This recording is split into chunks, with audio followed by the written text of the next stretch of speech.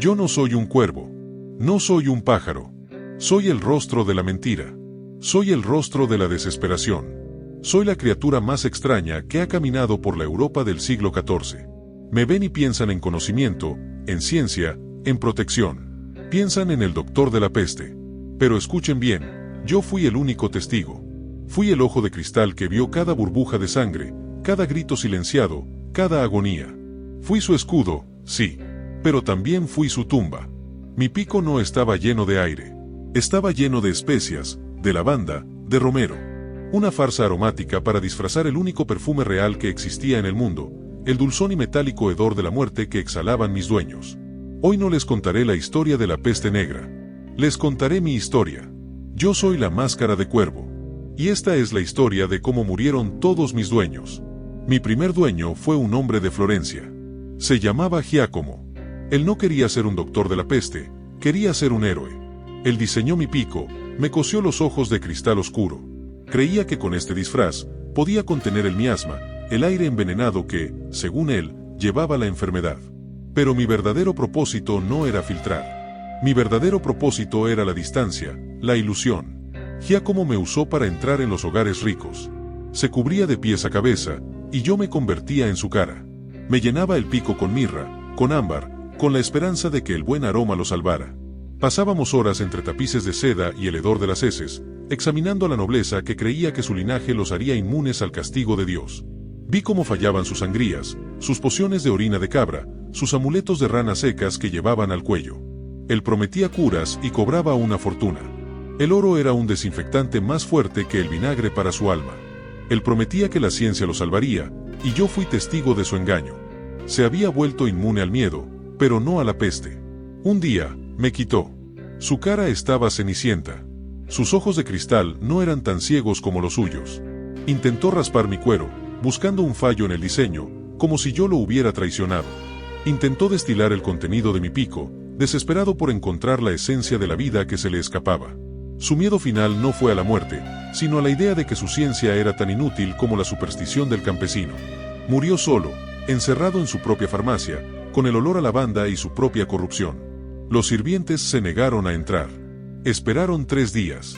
Cuando entraron, yo fui incautada por las autoridades junto con sus instrumentos inútiles.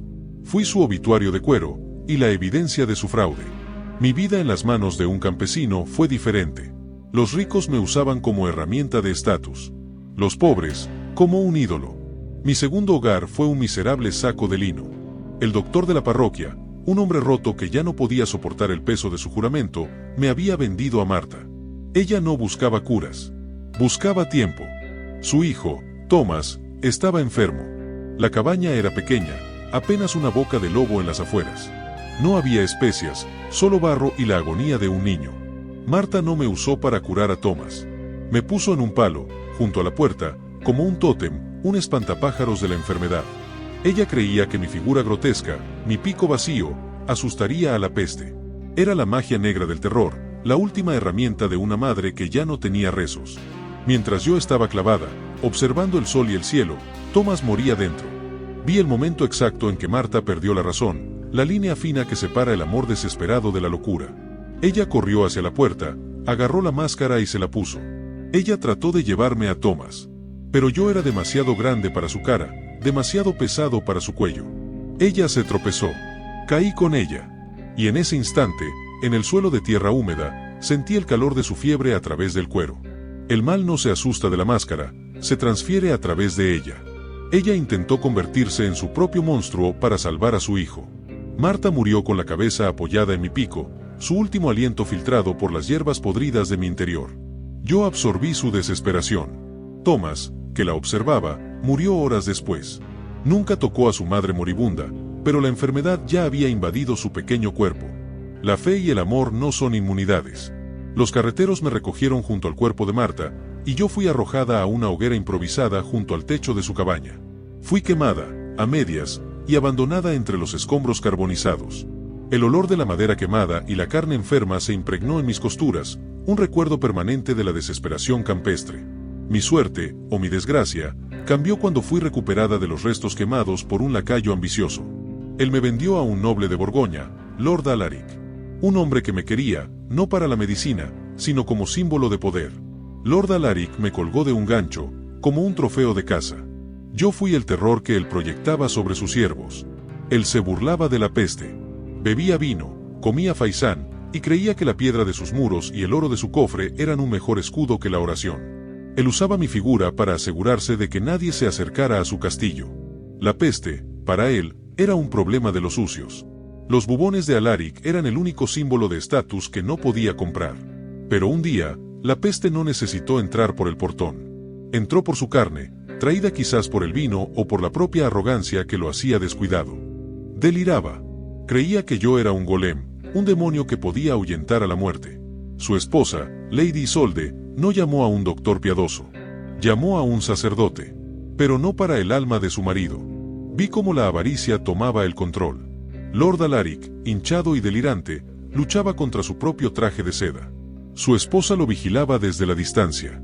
Yo fui testigo del precio final de la traición. Isolde no lo abandonó, lo vigiló hasta el último aliento para asegurarse de que el título pasara al heredero correcto. Ella negoció mi silencio, pagándole al sacerdote para que mantuviera en secreto la causa real de la muerte. La peste mató a Lord Alaric, pero la avaricia mató a su matrimonio. Cuando murió, Lady Isolde no me destruyó. Me vendió. Me vendió para pagar al sacerdote y silenciar a los sirvientes. El único valor duradero que poseía yo era el miedo que inspiraba. Fui vendida como una curiosidad macabra, un recordatorio del precio de la muerte. Mi último dueño significativo fue en un monasterio. Fui comprada, no con oro, sino con promesas de ayuno. Fui recuperada por un fraile mendicante que vio en mí no un instrumento de la medicina, sino una herramienta para la piedad. Fui limpiada, no con vinagre, sino con oraciones y agua bendita. El fraile me entregó a la hermana María. La hermana María. Ella no me temía. Me veía como una herramienta de servicio. Se ponía el traje, se ponía mi pico, y se adentraba en las celdas de cuarentena para consolar a los moribundos. A través de mí, ella leía las últimas palabras, los pecados finales, los deseos moribundos. Ella creía que su fe la hacía inmune. Y por un tiempo, lo hizo. Ella era inagotable. Recitaba las escrituras hasta que su garganta se secaba, negándose a descansar. Los enfermos la amaban y la respetaban. Ellos intentaron luchar contra la peste con oración. Yo sabía que la peste no tenía oído. Pero yo soy una observadora eterna. Yo vi el momento en que su cuerpo, agotado por el ayuno y el servicio, finalmente cedió. El cansancio crónico, la falta de sueño, fue la grieta por donde el mal se coló. Ella no gritó.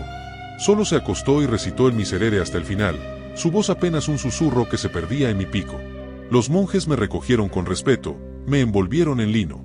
Yo no era un símbolo de terror. Era un símbolo de la futilidad de la piedad. Me encerraron en la cripta del monasterio, un relicario de fracaso, para que sirviera como advertencia a las generaciones futuras. Un monumento a la humildad y a la derrota ante una fuerza que ni la ciencia ni la fe podían detener. Y allí permanecí, durmiendo bajo tierra durante 600 años. El cuero envejeció, el cristal se nubló, las hierbas se hicieron polvo. El silencio de la cripta era diferente al silencio de la muerte. Era el silencio del tiempo. Hasta que los hombres de la ciencia moderna, los arqueólogos, me desenterraron. Me limpiaron. Me pusieron detrás de un cristal. Ahora, me miran en museos y en videos de internet. Me ven como una curiosidad histórica. Un icono del terror medieval. Me ven y piensan, qué miedo, pero eso ya pasó. Pero les digo esto, yo no soy historia. Cada vez que sienten un estornudo en un lugar público. Cada vez que tocan una superficie y sienten un escalofrío. Cada vez que ven las noticias y su corazón se acelera por una amenaza invisible. Cada vez que se ponen un pedazo de tela sobre la cara para enfrentarse al mundo y a lo que no pueden ver. Cada vez que se aíslan por miedo a un aire corrupto. Ustedes están honrando mi legado. Yo soy la máscara que vio cómo la mentira de la protección se desmoronaba. Yo soy la máscara que vio a los ricos y a los pobres morir con el mismo miedo en sus ojos. Yo soy el testigo de cómo el pánico transforma a la gente en monstruos que abandonan a sus propios hijos y venden a sus cónyuges. Ustedes creen que han progresado, pero solo han cambiado el cuero por el plástico y el miasma por el algoritmo. La tecnología avanza, pero el corazón del hombre sigue siendo el mismo, asustado, desesperado y dispuesto a creer en cualquier escudo. Mírenme bien. Soy la única cosa que ha sobrevivido a todos. Soy el rostro que se pone la humanidad cuando la muerte llama a su puerta. La peste negra pasó. Pero el miedo lleva mi rostro.